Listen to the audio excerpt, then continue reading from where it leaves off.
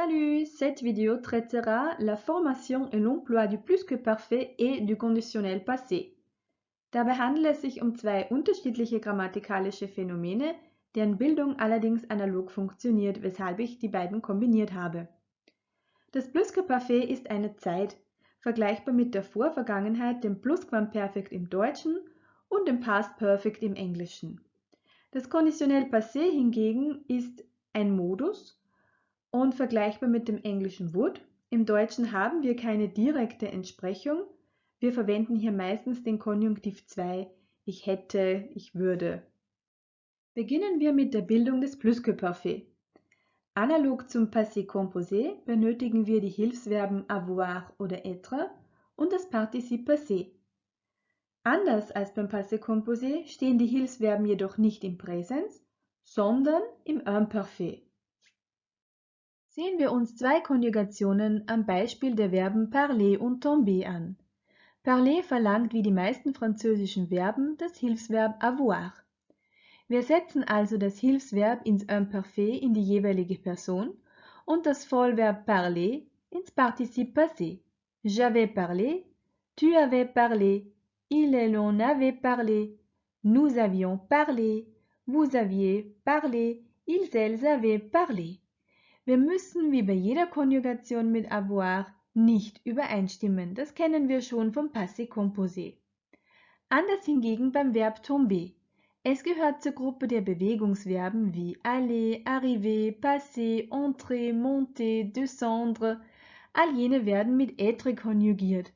Das heißt, wir haben hier das Hilfsverb être im Imperfekt in der jeweiligen Person und tomber im Partizip passé, aber Achtung, wie ihr schon seht, wird hier übereingestimmt. J'étais tombé, tu étais tombé, il en était tombé, elle était tombée, nous étions tombés, vous étiez tombés, ils étaient tombés et elles étaient tombées. Wie schon erwähnt, handelt es sich beim Plusquamperfekt um die Vorvergangenheit. Wir erzählen von einem Geschehen in der Vergangenheit und verweisen dann auf etwas, das noch vor diesem Geschehen stattgefunden hat. Ein Beispiel. Hier quelqu'un m'a volé mon porte-monnaie. Je l'avais acheté l'année dernière au Mexique. Ich erzähle also von dem Vorfall, dass mir gestern jemand meine Geldbörse gestohlen hat und dann davon, dass ich diese Geldbörse das Jahr zuvor in Mexiko gekauft hatte. Kommen wir nun zur Bildung des Conditionnel passé.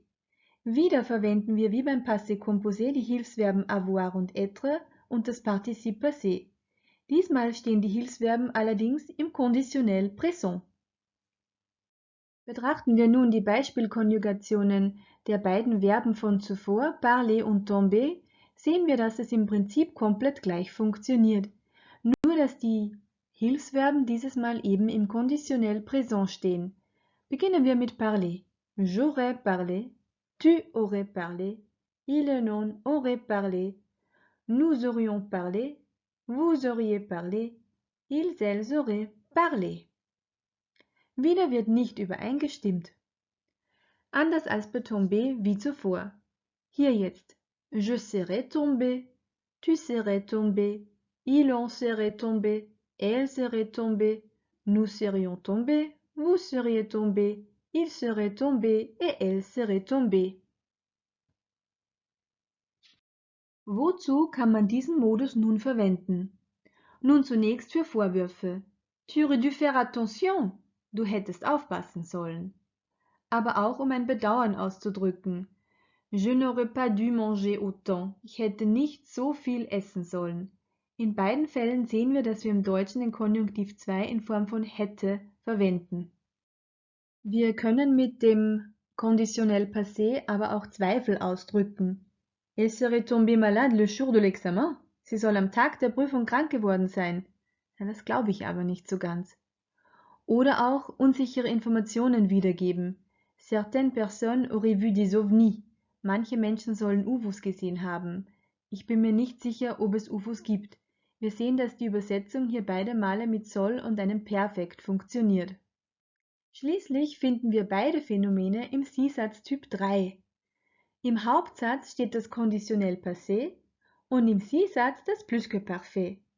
Dieser Sie-Satz ist unmöglich, weil die Bedingung schon vergangen ist. Hier ein Beispiel. Si la fille n'avait pas cassé son jouet, elle n'aurait pas pleuré. Wenn das Mädchen das Spielzeug nicht kaputt gemacht hätte, hätte es nicht geweint. Das Spielzeug ist aber nun einmal kaputt, also hat das Mädchen auch deswegen geweint. Wir sehen im Sie-Satz das Plusquamperfekt parfait avait cassé hier in blau und im Hauptsatz aurait pleuré das Konditionnel passé. Zur Wiederholung und der Vollständigkeit halber hier noch einmal Sie-Satz Typ 1. Dieser ist wahrscheinlich. Die Bedingung ist erfüllbar. Im Hauptsatz haben wir entweder Présent, Futur Simple, Futur Proche oder auch in manchen Fällen den Imperativ, die Befehlsform. Im Sie-Satz kann nur das Présent stehen. Ein Beispiel. Je vais à la plage s'il ne pleut pas. Oder auch J'irai à la plage s'il ne pleut pas. Ich werde an den Strand gehen oder ich gehe an den Strand, falls es nicht regnet. Es sieht heute ganz danach aus, als würde es nicht regnen. Die Bedingung ist sehr wahrscheinlich erfüllbar. Sie-Satz Typ 2 ist noch möglich, aber nicht sehr wahrscheinlich. Im Hauptsatz haben wir das Konditionnel Présent und im Sie-Satz das Imparfait. Wieder dasselbe Beispiel. J'irai à la plage s'il ne pleuvait pas. Ich würde an den Strand gehen, falls es nicht regnen sollte, aber leider ziehen gerade dunkle schwarze Wolken auf. Also möglich, aber nicht sehr wahrscheinlich. Und abschließend noch einmal Sie-Satz Typ 3, der unmöglich ist, weil die Bedingung schon in der Vergangenheit liegt. Im Hauptsatz also das Konditionnel passé, im Sie-Satz das Plusquamperfekt. Je serais allé à la plage s'il n'avait pas plu. Ich wäre an den Strand gegangen, wenn es nicht geregnet hätte, aber leider hat es geregnet. In diesem Sinne hoffe ich, konnte euch die beiden grammatikalischen Phänomene Plusquamperfekt und Konditionnel passé näher bringen. Wenn ihr Fragen habt, meldet euch bitte, zögert nicht.